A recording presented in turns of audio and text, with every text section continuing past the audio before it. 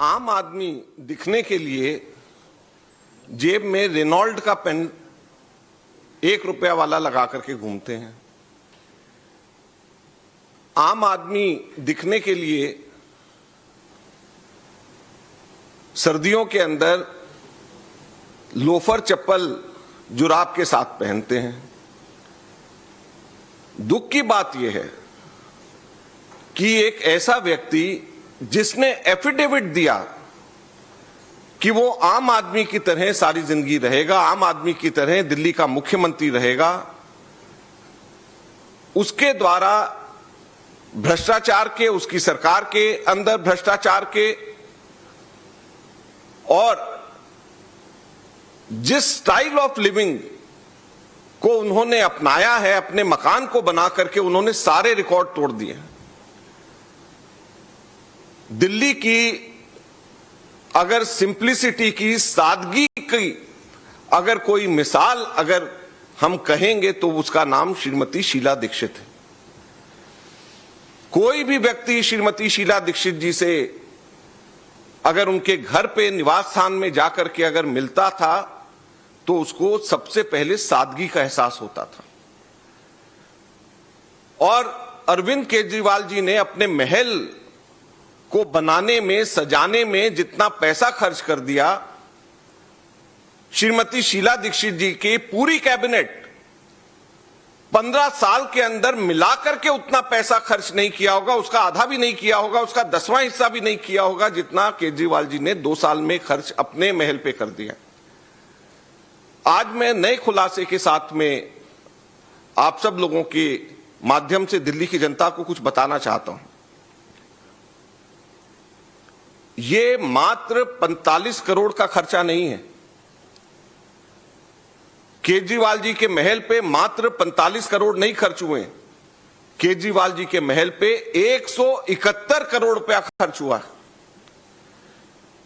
171 करोड़ रुपया पब्लिक का पैसा कोविड के समय में, ऐसे समय में जब दिल्ली के अंदर लोग ऑक्सीजन को तरस रहे थे, हॉस्पिटल्स को तरस रहे थे, हॉस्पिटल बेड्स को तरस रहे थे, गरीब आदमी खाने को तरस रहे थे, 171 करोड़ का खर्चा केजरीवाल जी के महल पे हुआ है, 45 करोड़ नहीं। और अब आपको बताता हूं ये 171 करोड़ रुपया कैसे। केजरीवाल जी का जो मकान है 6 फ्लैगस्टाफ रोड, इसके बाजू में 4 और मकान पड़ते हैं। 45 Rajpur road, 47 Rajpur road, 8A Flagstaff road, 8B Flagstaff road. इन सभी जगहों के ऊपर मिलाकर के 22 ऑफिसर्स के फ्लैट्स हैं और 22 ऑफिसर्स फ्लैट्स में से 15 खाली करा दिए गए हैं या तोड़वा दिए गए हैं और 7 को के बारे में ये इंस्ट्रक्शंस दिए गए हैं कि अब ये दोबारा अलॉट नहीं होंगे, ये बहुत जल्द विकेट होने वाले हैं। और अब जब ये 22 ऑफिसर्स जब फ्लैट्स की जब कमी हो रही है, उस कमी को भरपाई करने के लिए केजरीवाल साहब की सरकार ने कॉमनवेल्थ गेम्स विलेज में 21 फ्लैट्स टाइप 5 के 21 फ्लैट्स खरीदे हैं, जिसकी हर एक की कीमत लगभग 6 करोड़ रुपया पड़ रही है। तो जो 21 टाइप 5 फ्लैट्स खरीदे जा रहे हैं ताकि ये जो 22 ऑफिसर्स के फ्लैट्स जब कम हो जाएंगे तो वो भी तो केजरीवाल जी के महल के अंदर उसकी कीमत भी डालनी पड़ेगी। क्योंकि अगर केजरीवाल जी के मकान को फैलाया जा रहा है, बड़ा करा जा रहा है और ऑफिसर्स के फ्लैट्स गिराए जा रहे हैं, खाली कराए जा रहे हैं और उसकी भरपाई दिल्ली की जनता की जेब से जा रही है, तो इसका जवाब भी तो केजरीवाल जी को देना पड़ेगा। और 121 करोड़ रुपया 126 करोड़ रुपया इसमें और 45 करोड़ रुपया केजरीवाल जी की खुद के महल को बनाने में कुल 171 करोड़ रुपया इसके अंदर खर्च हुआ है।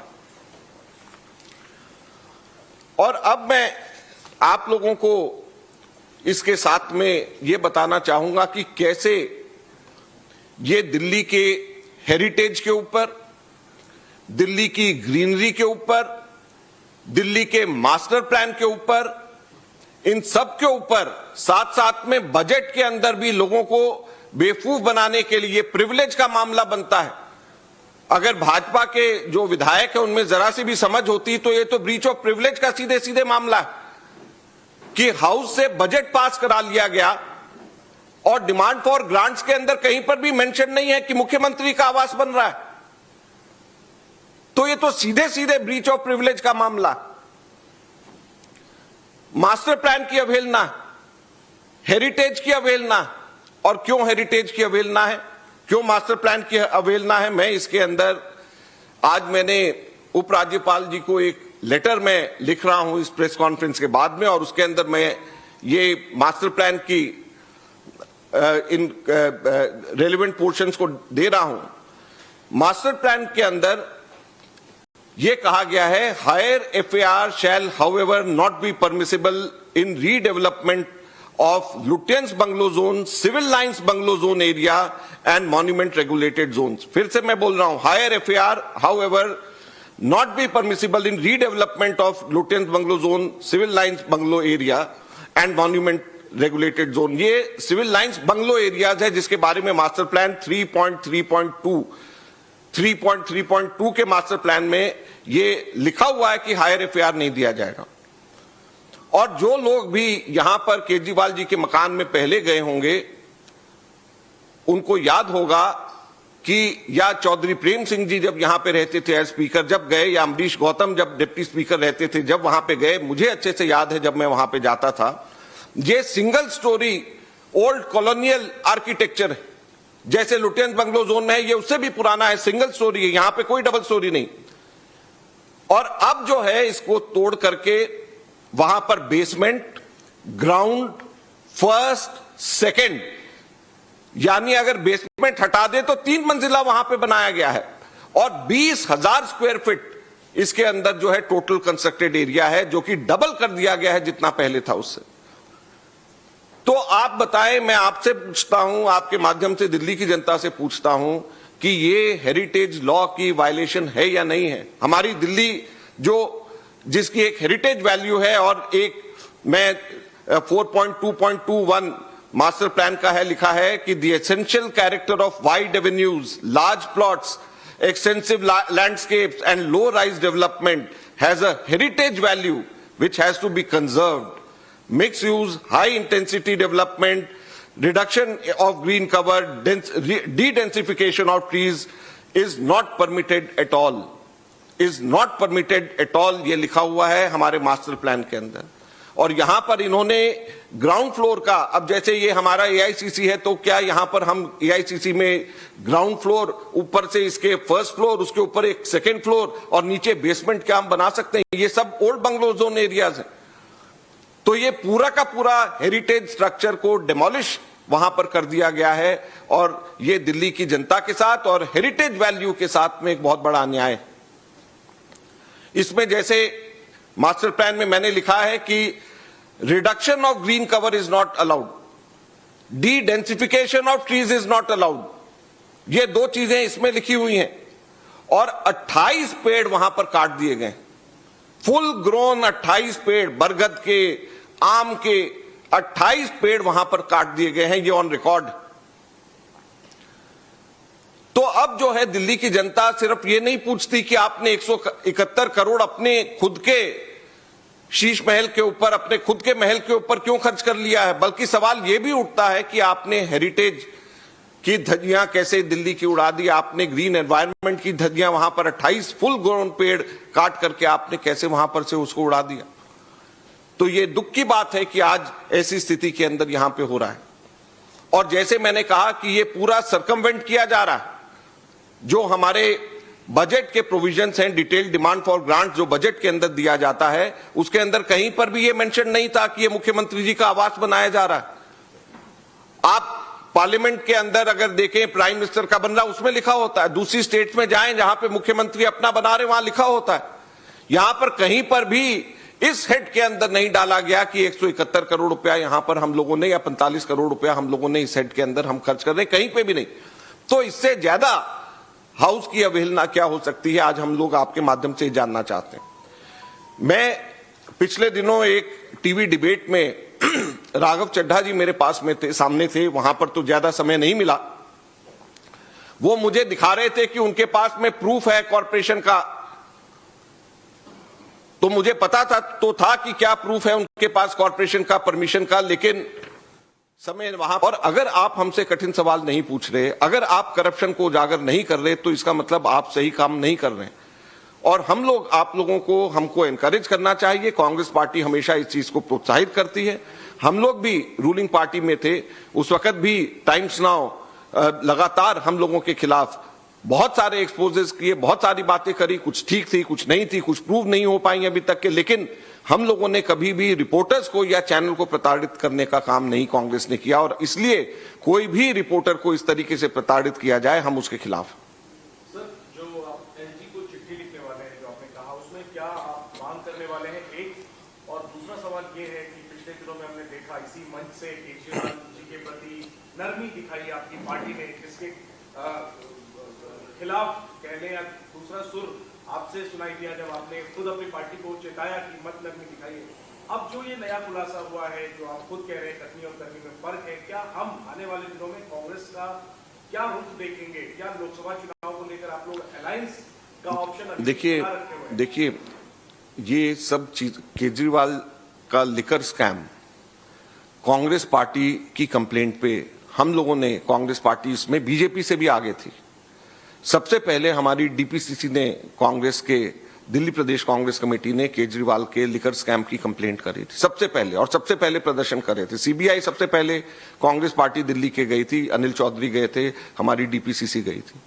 और लगातार यहां से भी, इसी पोडियम से भी, और हर जगह के ऊपर हम अग्रेसिवली, हम केजरीवाल के खिलाफ में हम लोग काम करते रहे। और उसकी सरकार, हमको मालूम है कि वो भ्रष्ट है, हमको मालूम है कि वो भ्रष्टाचार में लिप्त हैं।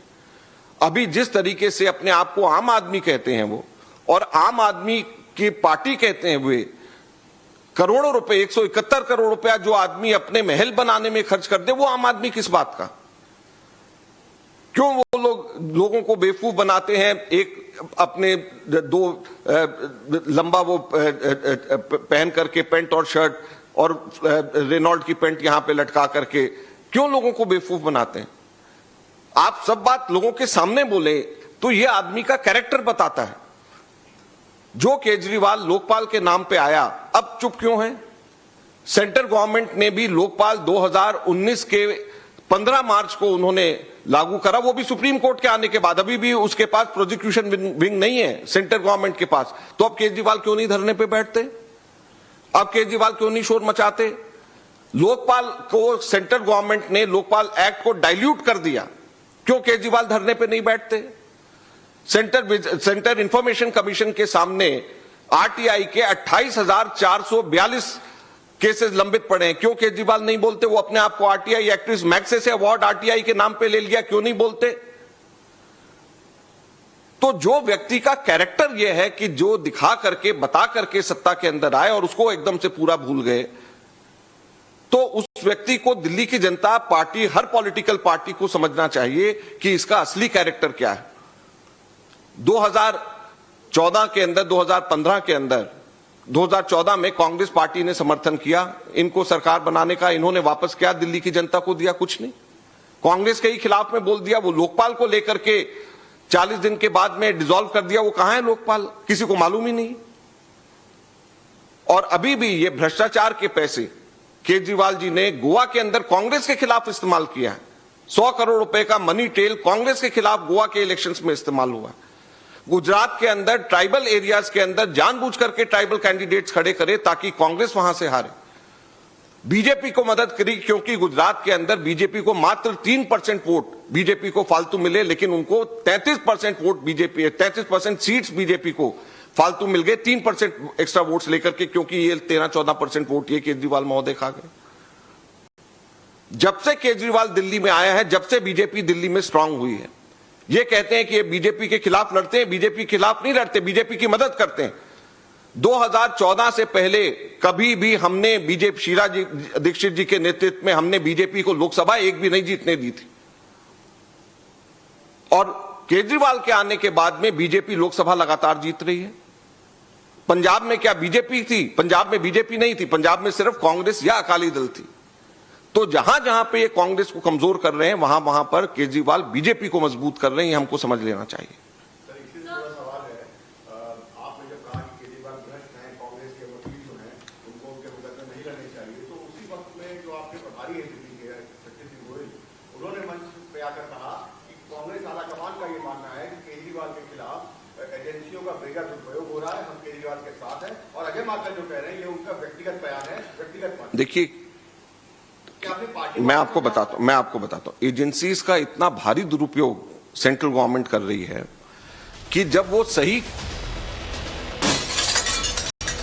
और बड़ी खबर आपको बता दें, केजरीवाल ने खर्चों के सारे रिकॉर्ड तोड़े। अजय माकन ने प्रेस कॉन्फ्रेंस की और ये बड़ी बातें कही हैं। घर पर 45 करोड़ का खर्चा नहीं हुआ।